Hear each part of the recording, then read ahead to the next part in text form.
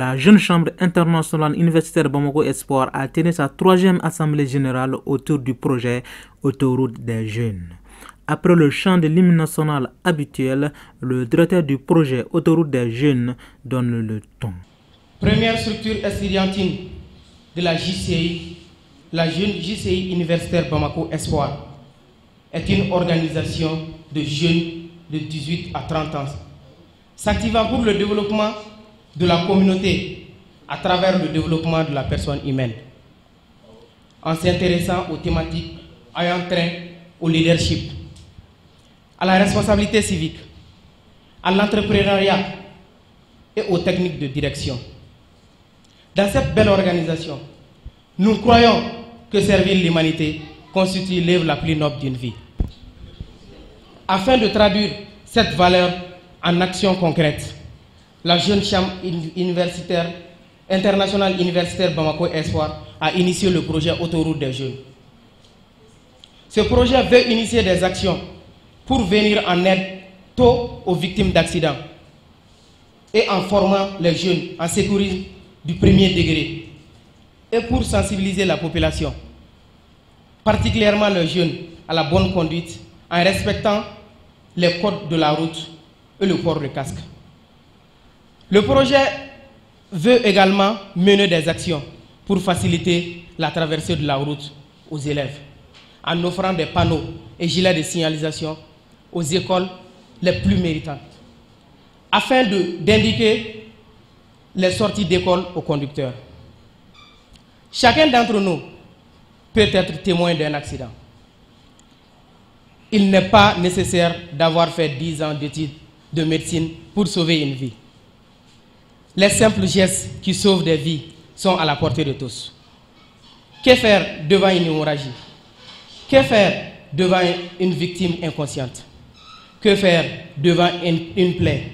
Que faire en présence d'un brûlé? Et j'en passe. Telles sont les préoccupations prises en compte par la formation en sécurité de premier degré. Dans notre pays, les accidents de la circulation routière constituent la première cause de décès des jeunes de 15 à 29 ans. En plus de cela, 95% des victimes des engins à 2 roues sont aussi des jeunes. Donc, la jeunesse fortement impliquée dans ce fléau est la plus touchée. Face à ces menaces constantes, les jeunes n'ont-ils pas l'air par des responsabilités? Cette cérémonie de lancement est pour moi une opportunité d'inviter la jeunesse malienne à une prise de conscience.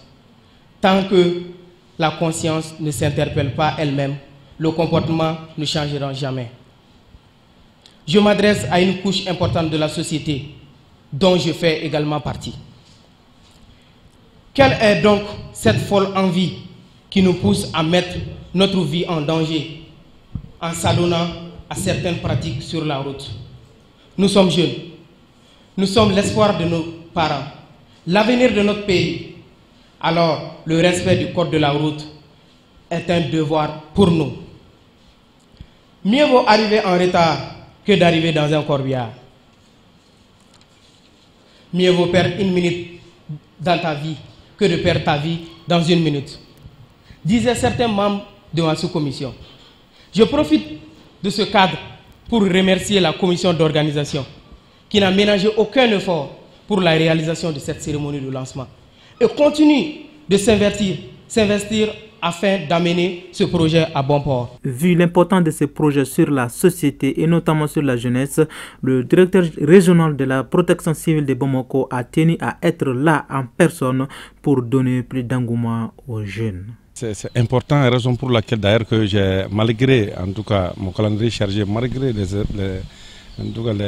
cas sociaux que j'ai aujourd'hui, j'ai jugé nécessaire d'être là parce que c'est vrai, l'accident de la circulation, l'insécurité routière et surtout vont dans les deux sens, en tout cas à l'endroit des jeunes. Et que c'est les jeunes qui sont les premières personnes à pouvoir causer ce drame et c'est les jeunes qui sont les victimes. Donc raison pour laquelle lorsque j'ai été sollicité par rapport au thème jeunesse et sécurité et surtout avec la Jeune Chambre internationale j'ai compris que c'est des jeunes qui sont dévoués, qui sont en tout cas motivés et qui sont prêts à préparer une société crédible dans laquelle, en tout cas, toute la communauté aura à bien vivre. Raison pour laquelle, lorsque, malgré en tout cas ce crédit que j'apporte à la Jeune Chambre internationale, je me suis dit que le thème va droit parce que il faut reconnaître que la sécurité, en tout cas, est en train de se bafouer, surtout en matière de circulation routière. Par exemple, dans ces 24 heures, on a eu 37 cas d'accident hier tout près, dans ces 24 heures. C'est horrible et c'est terrible. Et dans ce cas, la grande partie, c'est les jeunes. Raison pour laquelle, lorsque un groupement de jeunesse m'appelle par rapport à cela, ça me fait droit au cœur. D'abord, la prévention des risques, la prévention des accidents de la circulation. Il faut que le maximum de jeunesse, le maximum de jeunes maliens puissent être informés et sensibilisés, qu'ils puissent comprendre que en se présentant, en se protégeant, on protège les autres. En protégeant les autres, on protège sa propre vie. Et si cela est des droits, cela veut dire qu'on respectera obligatoirement les codes de la route.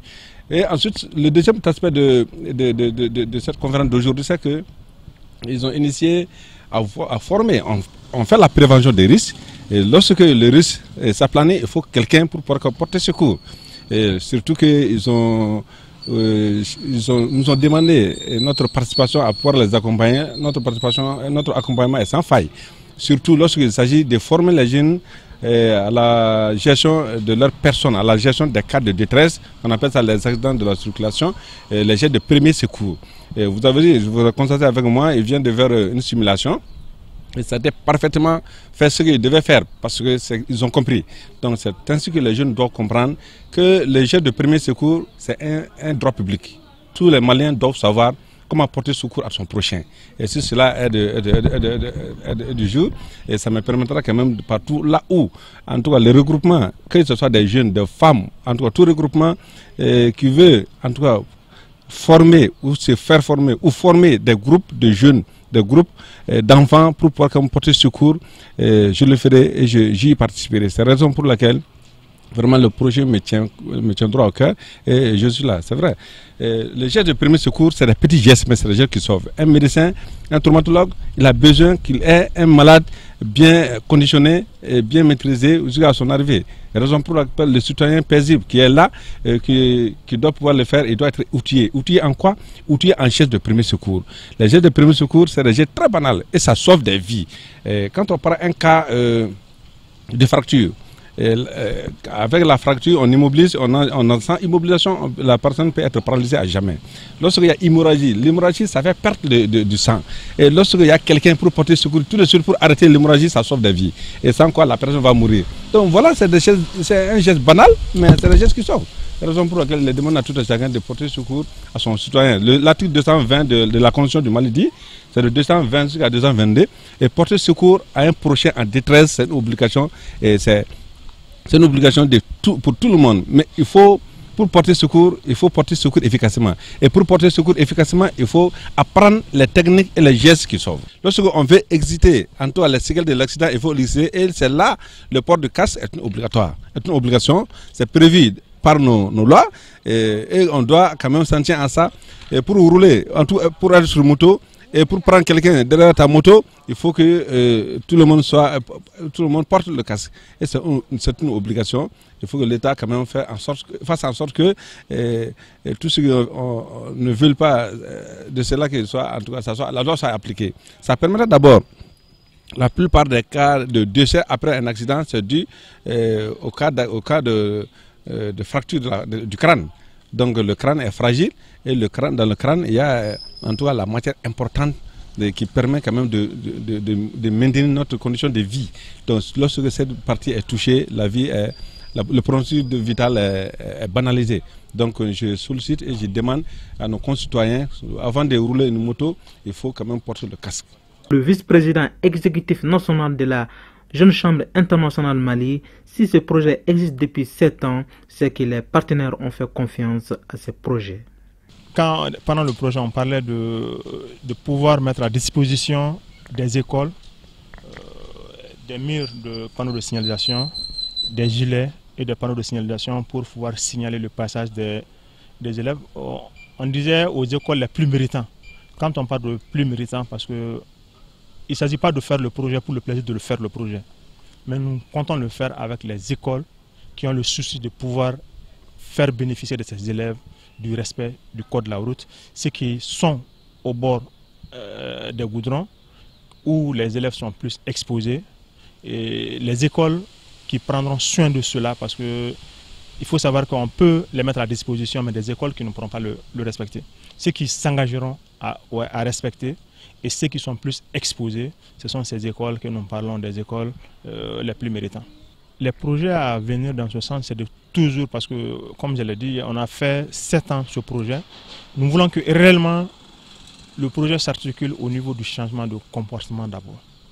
Parce qu'on a beau parler, on a beau mettre des panneaux de signalisation, si les conducteurs eux-mêmes ne prennent pas conscience du danger qu'ils sont en train de faire exposer dans la circulation, nous ne pourrons rien faire. Donc, dans les jours à venir, nous allons essayer de voir réellement pour faire ce changement de comportement, ce changement de mentalité, pour que nous-mêmes, conducteurs, nous arrivons à respecter et les passagers à piétons pourront nous suivre dans nos actions. Moussa Kamara, président de la JTI Universitaire Bamako Espoir, nous évoque ici comment l'idée de ce projet Autoroute des jeunes est née.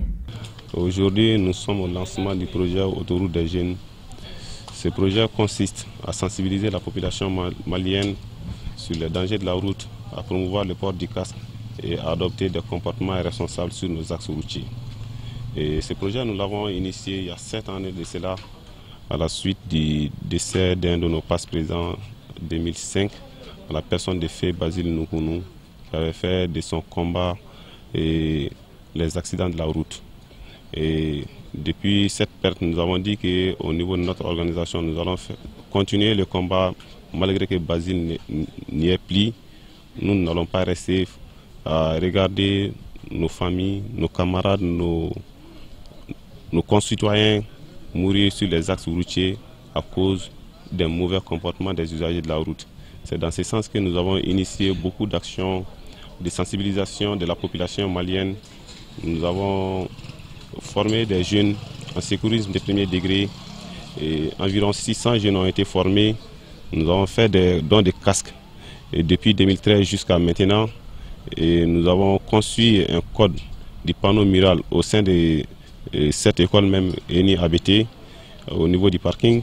Et nous avons également conçu un code du panneau mural au niveau de l'école du lycée Toubakoro Alassane Dougouré l'an passé. Donc nous avons également distribué des panneaux de signalisation à certaines écoles de Bamako pour faciliter la traversée de la route aux enfants. Et cette année, nous nous donnons comme objectif principal de contribuer à la sensibilisation de la population malienne et sur les thèmes nationaux énoncés par le ministère de l'équipement, des transports et des enclavements, dont le thème est le respect des passages piétons. Aujourd'hui, lorsque nous sommes sur les routes, nous nous rendons compte que quand les feux est rouge, beaucoup de motocyclistes et de conducteurs s'arrêtent sur les passages piétons. Et ne connaissant pas l'importance de ces passages, le ministère a cette année décidé d'orienter ses actions vers ça. Et nous aussi, en tant qu'organisation de jeunes citoyens actifs, nous avons également allié notre objectif à cet objectif du département ministériel qui est en charge de la sécurité routière. Et aussi, nous allons former toujours, comme nous l'avons fait, des jeunes en sécurité de premier degré.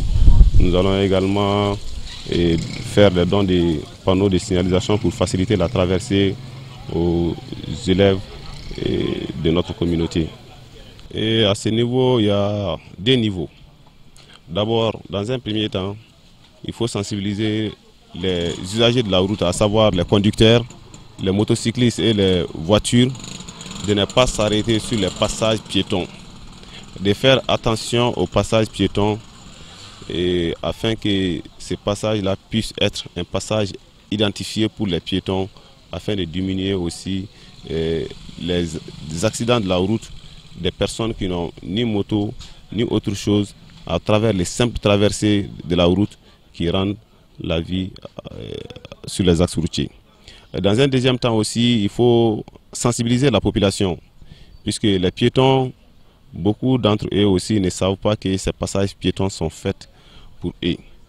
Et ces passages piétons sont faits d'abord pour eux, puisque la majeure partie des piétons, quand ils sont face à la route et qu'ils veulent traverser, très souvent, ils ne cherchent pas à traverser là où ils devaient traverser, c'est-à-dire à passer par les passages piétons. Donc notre sensibilisation aussi va dans ce sens, à sensibiliser les piétons, à traverser les routes à travers les passages piétons. Et aussi, il y a des grands échangeurs qui ont été conçus pour faciliter les passages piétons. Et aussi, certains, malgré ça, il y a des accidents, des piétons qui se font en dessous de ces échangeurs. Donc, c'est pour dire que l'objectif principal est recherché par la construction des millions dépensés n'ont pas été comprises. Donc, notre action va dans le sens de la sensibilisation de ces personnes afin de promouvoir la vie. Tout d'abord, notre organisation qui s'appelle la Jeune Chambre Universitaire Bamako Espoir a comme public cible les étudiants, puisque nous sommes composés en majorité des étudiants de 18 à 30 ans. Donc notre public cible, c'est de sensibiliser les étudiants et surtout qui sont les plus victimes des accidents de la route. Car vous savez aujourd'hui, quand un jeune homme passe au bac, la première chose que les parents leur donnent comme cadeau, ça c'est une moto. Et c'est cette même moto qui peut parfois conduire les mêmes parents à perdre cet enfant. Donc il faut, dans notre communauté, et nous sommes des étudiants, il faut sensibiliser nos camarades à adopter des comportements responsables sur les routes, à limiter les vitesses et aussi à porter les casques qui ne protègent pas la vie mais qui diminuent les dégâts des accidents de la route. Notre action est principalement focalisée sur la population de Bamako et les écoles, les facultés et grandes écoles de Bamako. Nous n'avons pas pris comme spécificité une commune de Bamako, mais nous sommes orientés vers les écoles. Et pour vous rappeler, à titre de rappel, en 2013, nous étions à la face sous l'acropole où nous avons fait un don de plus de 50 casques. Et en 2015 également, nous étions ici. Et l'an passé, nous étions au lycée de Ouattara, Alassane Dougouré. Et chaque année, nous évoluons à travers des écoles. Nous prenons des écoles comme cible. Nous partons, nous faisons nos sensibilisations. Et nous sommes même passés à la FSEG. Voilà, c'est parce que nous sommes des étudiants. Et les étudiants se trouvent dans les écoles.